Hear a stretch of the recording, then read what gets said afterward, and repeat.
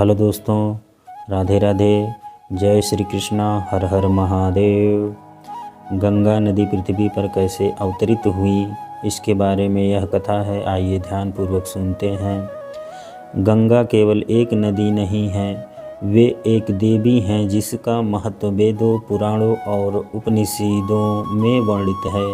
उन्हें भागीरथी, देवगंगा और विष्णुपदी जैसे नामों से भी जाना जाता है।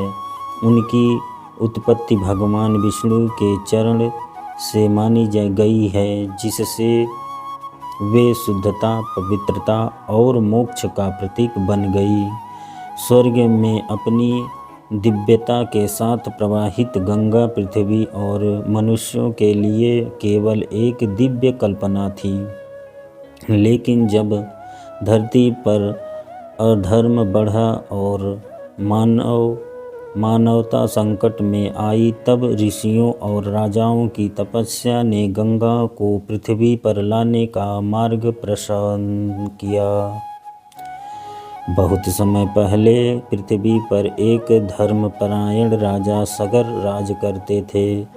वे अपने पराक्रम और पुण्य कर्मों के लिए प्रसिद्ध थे।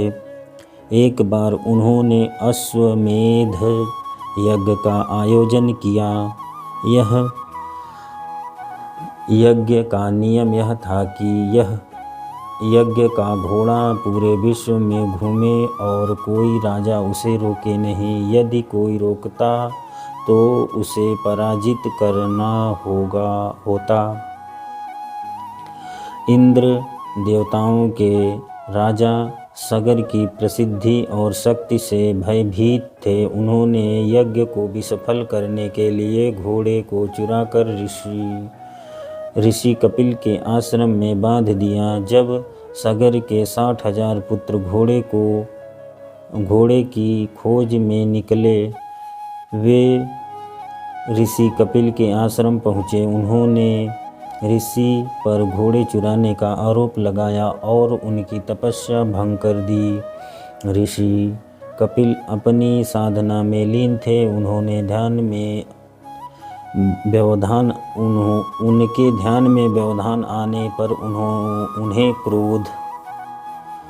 क्रोध आया। सगर के पुत्रों को श्राप दिया, जिससे वे सभी तत्काल भस्म हो गए। उनकी आत्माएं प्रेत बनकर भटकने लगी, क्योंकि उन्हें मोक्ष नहीं प्राप्त हुआ। राजा सगर के वंशजों में एक धर्मात्मा राजा भागीरथ हुए।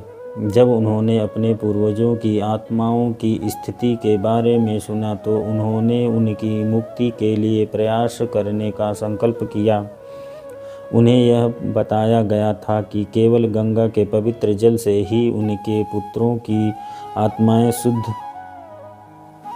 पूर्वजों की आत्माएं शुद्ध होकर स्वर्ग जा सकती हैं। राजा भागीरथ ने गंगा को पृथ्वी पर लाने के लिए कठिन तपस्या शुरू की। उन्होंने वर्षों तक तप किया, जिससे प्रसन्न होकर गंगा प्रकट होकर बोली, मैं पृथ्वी पर आने के लिए तैयार हूँ, लेकिन मेरा प्रवाह इतना प्रचंड होगा कि यह पृथ्वी उसे सहन नहीं कर पाएगी।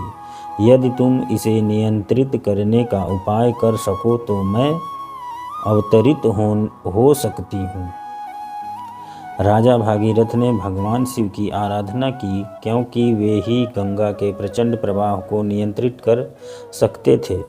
शिव ने भागीरथ की तपस्या से प्रसन्न होकर वचन दिया कि वे गंगा के प्रवाह को अपनी जटाओं में बांधकर उसे पृथ्वी पर सुरक्षित रूप से प्रवाहित करेंगे।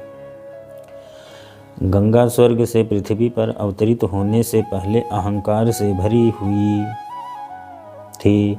उन्होंने सोचा, मेरा प्रवाह इतना तीव्र है कि मैं पृथ्वी को नष्ट कर दूंगी। लेकिन जैसे ही उन्होंने पृथ्वी की ओर गिरना शुरू किया, शिव ने अपनी जटाएं खोल दी और गंगा के पूरे प्रवाह को उसमें समा लिया।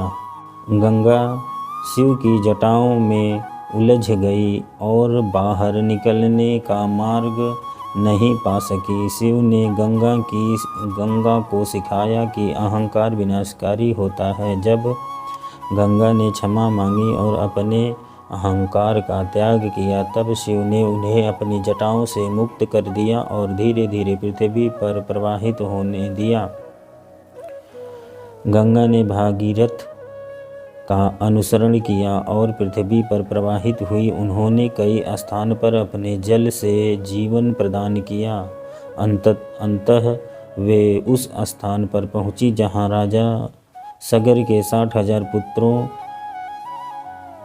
की राख पड़ी थी। गंगा के पवित्र जल ने उनकी आत्माओं को शुद्ध किया और उन्हें मोक्ष प्रदान किया। गंगा केवल एक नदी नहीं, बल्कि उन्हें सजीव देवी के रूप में पूजा जाता है। उनका प्रवाह यह सिखाता है कि जीवन में हमेशा पवित्रता, भक्ति और सेवा का स्थान होना चाहिए। गंगा का संदेश यह है कि मनुष्य को जीवन को शुद्ध और उपयोगी बनाने का प्रयास करना चाहिए। हर हर गंगे, हर हर महादेव।